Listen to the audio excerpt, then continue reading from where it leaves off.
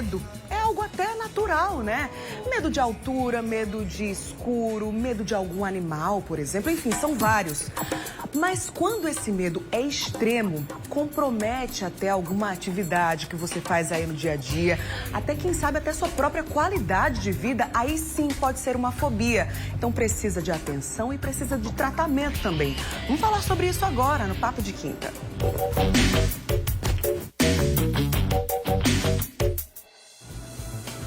Vamos então falar sobre medo, sobre fobia e justamente para falar sobre esse assunto aqui no estúdio, eu recebo o psicólogo Tomé Xavier. Bom dia, Tomé, seja bem-vindo de volta. Bom dia, Bruna. É sempre uma alegria estar aqui com vocês. A alegria é nossa e você pode e deve participar do Papo de Quinta, né? Ampliando aqui o nosso papo, enviando perguntas, compartilhando experiências com a gente. O Zap do MD, sempre aqui comigo, né? Telefone novo, o número é o mesmo, 991050400. Já tem, inclusive, algumas perguntas, a gente já recebeu algumas participações.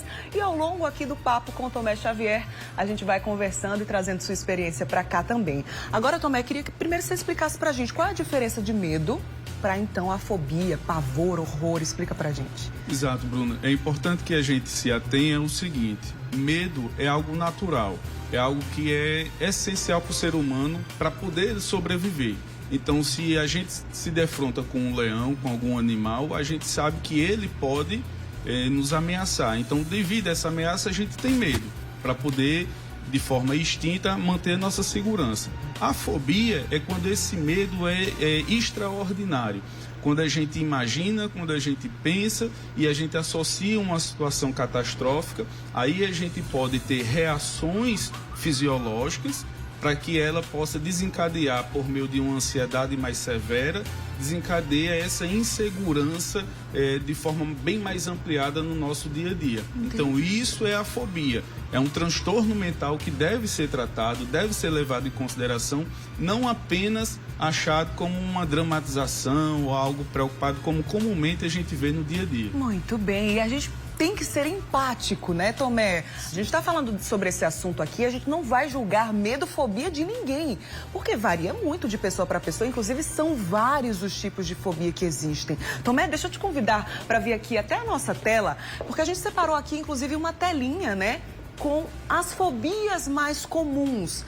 Vamos trazer aqui, ó, a primeira fobia, inclusive a gente colocou aqui em ordem alfabética, né, mas a primeira fobia que está aqui é a fobia do Paulo Neto. É o medo de altura. Muita gente tem esse medo, mas é um medo que precisa ser extremo para ser fobia, né, Tomé? Isso, exatamente. Muitas pessoas têm medo de viajar de avião ou de participar de algum tipo de esporte radical, tipo rapel.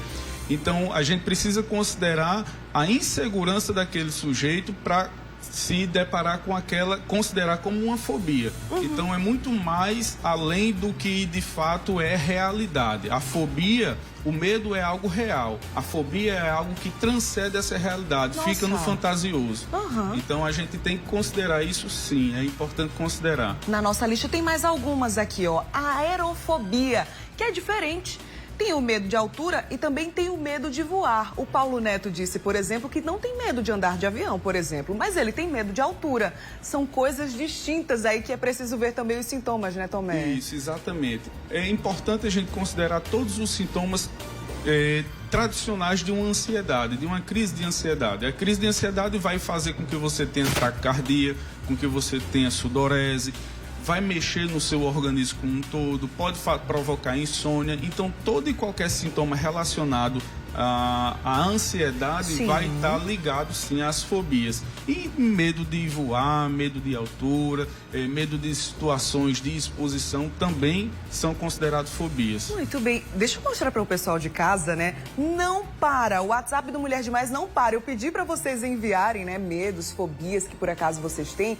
E tem muita gente aqui. Medo de altura, medo de sapo, medo de lagartixa,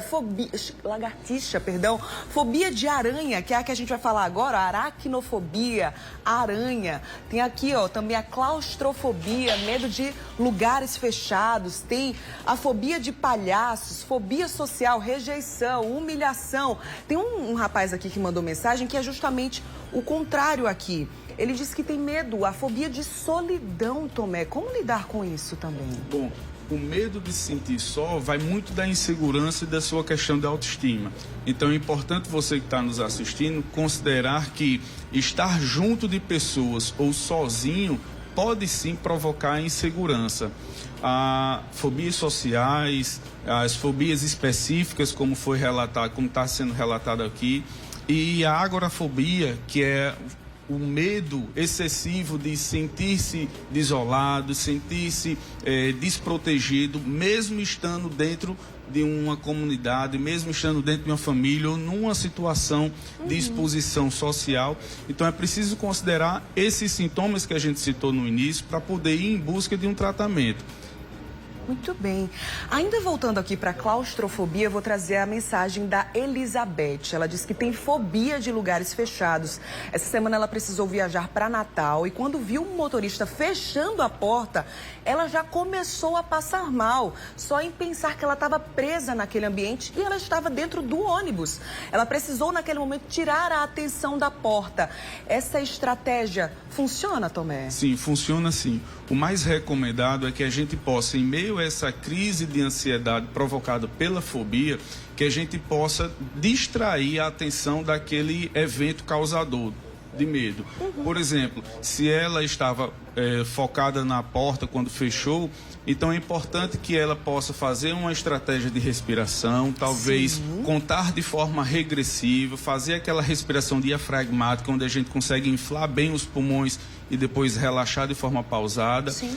Pode fechar os olhos e considerar uma paisagem mais agradável ao seu contexto. Então são estratégias que tiram o foco da fobia, daquele momento específico que provoca aquela ansiedade. Então vale a pena sim, a participante teve uma estratégia exitosa. Bem positiva. Mais uma mensagem aqui de uma telespectadora, acho que se enquadra aqui na fobia social. Ela disse que tem fobia de falar em público. Quer saber se existe uma explicação para isso, até porque ela é uma pessoa com nível superior, Tomé. Então, vivenciou provavelmente aí muitos desafios ao longo da carreira acadêmica também, apresentação de trabalho, enfim. E aí ela quer saber se existe alguma explicação para isso. Muita gente tem esse tipo de medo, de fobia, né, Tomé? Exato, Bruna. É importante também a gente considerar alguns eventos que já aconteceram na nossa vida. A gente não pode descartar, desde lá da infância, quando a gente ia palpitar numa roda de conversa da família, quando a gente ia interagir com outras crianças, talvez nós tenhamos passado por alguma espécie de bullying e isso nos deixou retraído. A gente precisa considerar também alguns episódios do passado para poder entender o presente e aí poder trabalhar para se sentir mais seguro. Na universidade, nós somos cotidianamente instigados a fazer exposições orais, fazer trabalhos de grupo, e isso faz com que a gente tente interagir um pouco mais com o público.